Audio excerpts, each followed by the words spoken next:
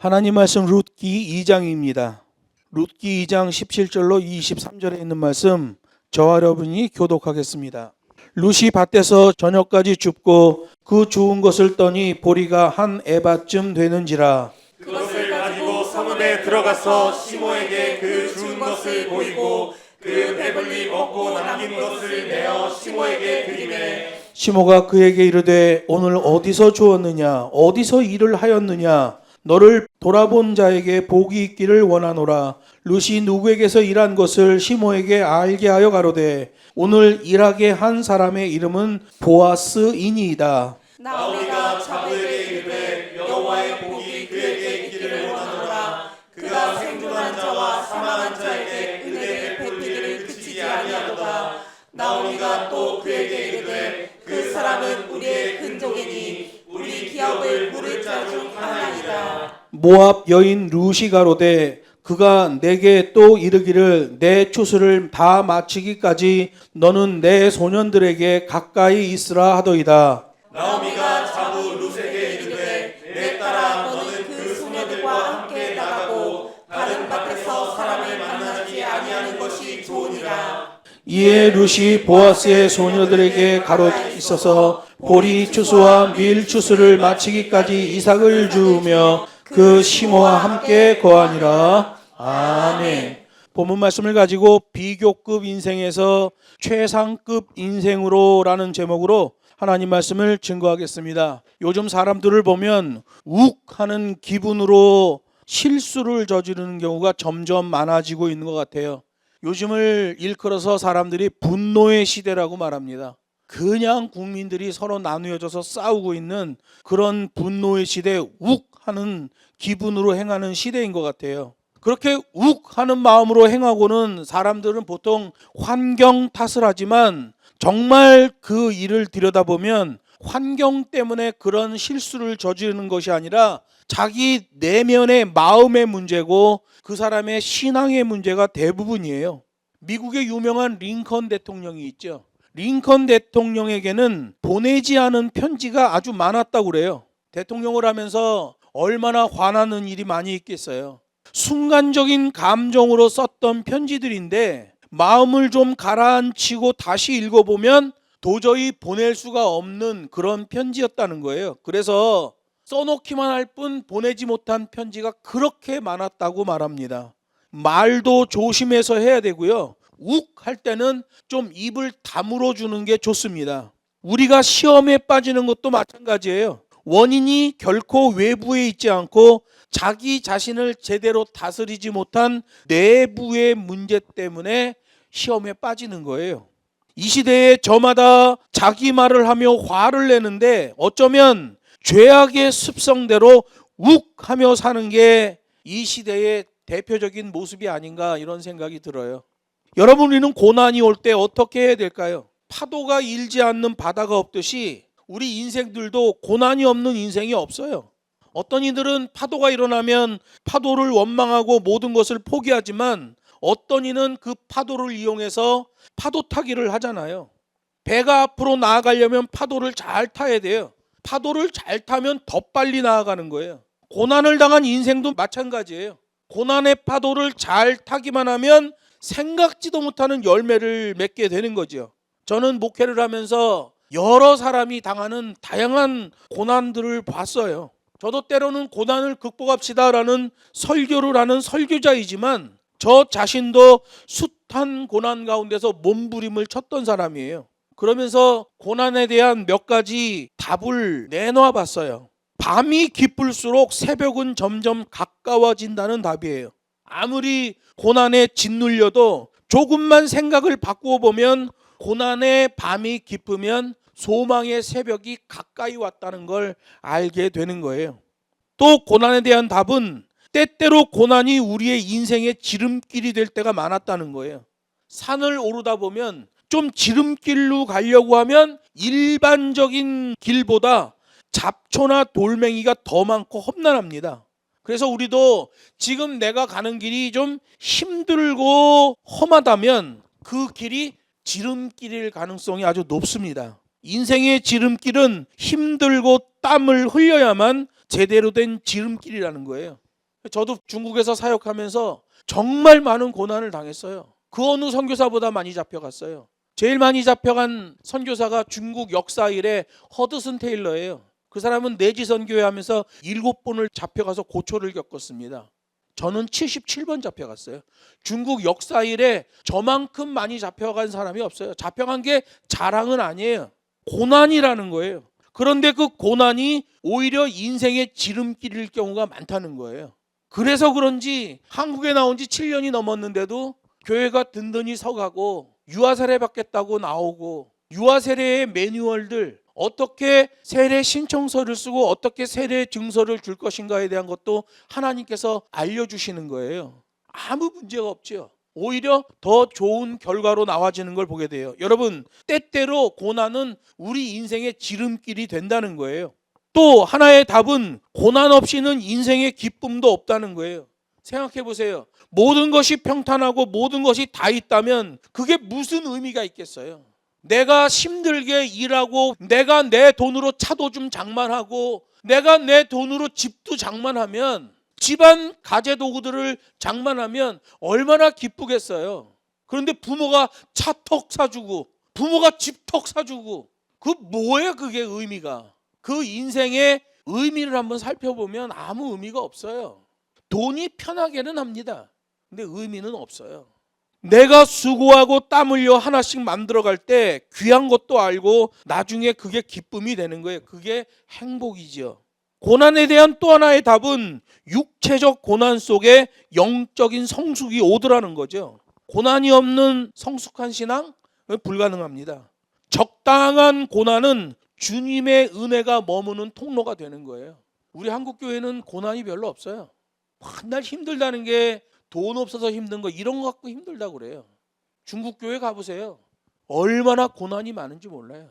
중국 교회 입장에서 한국 교회가 힘들다고 하면 콧방귀가 껴집니다. 조그만 교회 하나 개척해 놓고 그거 뭐 죽겠다고 여기저기 손 내밀고 가짜 서류 만들어서 돈 타먹으려고 그러고, 그런 목사들을 보면 중국에서 사역하다 온 목사로서 기가 막혀요. 기가 막혀요. 저것들이 지금 무슨 짓을 하고 있는 건가, 이런 생각이 들 때가 있어요. 여러분, 육체적인 고난 속에 영적인 성숙이 있는 거죠. 육체적인 고난이 있을 때 하나님께 더 가까이 나아가게 된다고 사도 바울이 말하잖아요. 사도 바울은 이렇게 말합니다. 내가 약할 때가 곧 강할 때입니다. 이렇게 말해요. 고난이 있는 게 영적으로 성숙해지는 거예요. 이 세상에 극복하지 못할 고난은 없다라는 게 고난 속에서 나온 하나의 또 답이에요. 우리의 삶은 우리에게 있는 고난보다 훨씬 강합니다. 지금까지 살면서 숱한 고난을 당했지만 그 고난의 환경들은 다 지나가고 우리는 여전히 우리의 삶을 지속하고 있잖아요. 유대 전승 미드라 시에 보면 다윗이 솔로몬에게 인생의 정답을 알려주겠다고 말해요.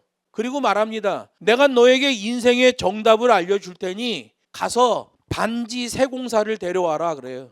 그래서 솔로몬이 가서 반지 세공사를 데려옵니다. 반지를 만드는 사람이죠. 금가락지를 만드는 사람이에요. 그를 데려왔더니 다윗이 글귀를 하나 써주는 거예요.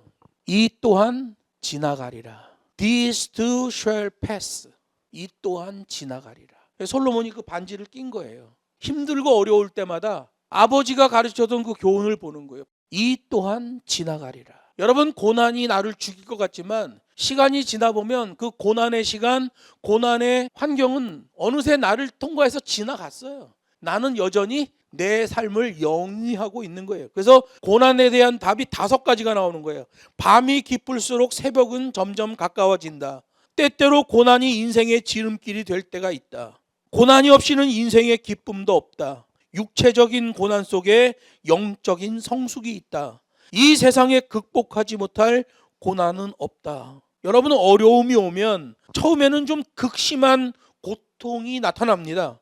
그러나 그 고난이 지나간 후에는 우리의 삶이 더 강해지는 것을 보게 돼요. 살아야겠다라는 굳은 의지만 있다면 그 어떠한 고난도 극복할 수가 있는 거예요. 중요한 것은 내 마음, 또 내가 가지고 있는 신앙이에요. 하버드 대학의 빅터 교수하고 고체일 교수가 연구한 게 있어요. 인류에게 큰 영향을 끼친 300명의 사람들을 조사했어요. 그 중에 4분의 1이 맹인, 농아, 소아마비 이런 사람들이라는 거예요. 육체의 한 가지 이상의 결함이 있는 장애자들이 인류에게 크게 공헌한 인물 300인 중에 4분의 1이라는 거예요. 4분의 3은 몹시 가난한 환경에 있었고 불우한 환경에서 자란 사람들이라는 거예요. 빅터 교수와 고첼 교수의 그 연구를 통해서 보면 뭘 알 수 있어요? 고난 그 자체는 불행이 아니라는 거예요. 인류에게 큰 선한 영향력을 끼친 300명 중에 4분의 1은 신체적인 장애가 있는 사람들이었다. 4분의 3은 정말 어려운 환경 가운데 있었던 사람이었다. 정말 고난이죠. 그런데 그들이 인류에 큰 선한 영향력을 끼친 사람들이라는 거예요. 음악계에도 그런 사람이 있어요. 우리가 잘 아는 세계적인 지휘자 토스카니니, 그는 원래 지휘자가 아니었잖아요. 그는 첼리스트였어요. 토스카니니는 눈이 고도근시라 악보가 안 읽어져요. 가까이 갖다 놔야 볼까 말까예요. 그러니 토스카니니는 연주 때마다 전곡을 다 암송했어요. 악보를 다 외워버리는 거예요. 외워서 쳐야 돼. 안 보여, 고도근시라. 어느 연주회 때에 연주가 시작되기 직전인데 지휘자가 쓰러져서 병원으로 후송됐어요. 시간이 촉박해서 다른 지휘자를 데려올 수도 없고, 설사 지휘자를 데려온다고 해도 그 지휘자가 그 연주곡 전체를 암송하고 있을 수가 없잖아요. 여러분, 지휘자는 곡을 다 암송해야 됩니다. 곡을 다 암송해야 지휘를 할 수 있는 거예요. 지휘자가 악보를 보고 지휘하는 건 그건 50%짜리 지휘자예요. 지휘자는 악보를 다 암송해야 돼요. 그래서 그렇게 지휘자를 데려올 수도 없고 데려온다고 해서 되는 문제도 아니기 때문에 할 수 없이 연주자들 중에서 전곡 악보를 외우고 있는 사람을 찾았는데 고도근시의 인생 고난을 겪고 있는 토스카니니가 발탁된 거예요. 결국 임시 지휘자로 토스카니니가 세워졌고 그것이 발판이 되어 토스카니니가 세계적인 지휘자가 됐던 거죠. 첼리스트예요. 원래 첼리스트는 오케스트라에서 티도 안 나. 저음부를 연주하는 사람이잖아요. 바이올리니스트 이런 사람이나 유명해지지 첼리스트는 안 유명해져요. 만약 토스카니니에게 고도근시의 고난이 없었다면 토스카니니도 다른 대원들처럼 악보를 완전히 암기하지는 않았을 거예요. 토스카니니는 그 고난을 극복하기 위해 그 많은 악보를 다 외우는 수고를 했죠. 그래서 여러분, 위기에 강하면 찬스가 많다는 거예요. 중국 선교할 때도 뺀질뺀질 도망다니고 숨어다니는 게 아니라 예수님 당시의 제자들처럼 제자들이 어느 성에 들어가서 복음을 전하면 사도행전이 말합니다. 그 성이 요동하였더라. 투명성이 경쟁력이다. 위기에 강하면 찬스가 많다. 준비는 철저히, 훈련은 가혹히, 전투는 치열히, 그러고도 무대 뒤로 조용히 사라져 줄 수 있는 용기. 여러분, 비교급이면 비참해지지만 하나님은 우리를 최상급 인생으로 세워주시는 거예요. 만약에 토스카니니가 비교급 인생으로 살았다고 생각해 보세요. 나는 고도근시야, 안 보여. 다른 사람들은 악보 보는데 10분이면 되는데 나는 10일을 써도 안 돼. 비교급 인생으로 살면 비참해지는 거예요. 그런데 하나님은 우리를 최상급 인생으로 살게 해요. 토스카니니가 악보를 다 암송하는 것처럼 하나님은 우리의 인생을 그렇게 가게 하신단 말이에요. 최상급 인생이 되면 비교급은 보이지도 않는 거예요. 이미 최상급이 되어 있기 때문에 비교급은 의미가 없어요.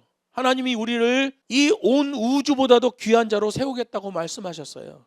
왜 귀하게 세워지느냐? 여러분, 성경이 이게 어떻게 성경이 돼요? 이 안에 있는 하나님의 말씀이 귀하니까 이 종이가 성경이 되는 거예요. 마찬가지예요. 하나님이 우리를 천하보다도 귀한 영혼으로 세웠다는 것은 하나님의 말씀을 가지고 있는 자이기 때문에 그래요. 그래서 최상급 인생이 되는 거예요. 고난 가운데 있던 나오미와 룻 두 과부가, 시어머니와 며느리가 고향 베들레헴으로 돌아왔어요. 비교급 인생으로 살아보세요. 돈 많이 벌어도 다른 부자랑 비교해보면 나는 돈이 없네. 불행해지는 거예요. 비교급 인생은 불행해지는 거예요. 그런데 하나님께서 이 사람들을 최상급으로 세우는 거예요. 보아스를 만나게 하잖아요.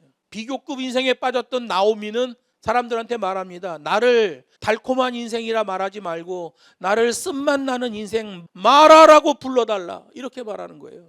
비교급 인생이라 그래요. 근데 하나님 말씀만 붙드는 룻은 최상급 인생이죠. 그가 어디로 움직이면 복음적 영향력이 나타나잖아요. 만남의 축복이 일어나잖아요. 그리고 최상급 인생으로 쫙 세워지는데 룻에게 묻어있는 사람이 누구예요? 시어머니 나오미. 같이 살고 있잖아요. 묻어서 같이 높아지는 거예요. 그래서 나오미의 입에서 그 불평, 불만, 원망 이런 것만 나오던 나오미의 입에서 어떤 말이 나와요? 복, 은혜 이런 단어가 막 나오잖아요. 여러분 비교급 인생은 비참해지는 거예요. 하나님 말씀을 가진 자는 최상급 인생이 되는 거예요. 다음 시간에는 고난이 유익이라라는 제목으로 계속해서 본문 말씀을 강론하도록 하겠습니다. 기도하겠습니다.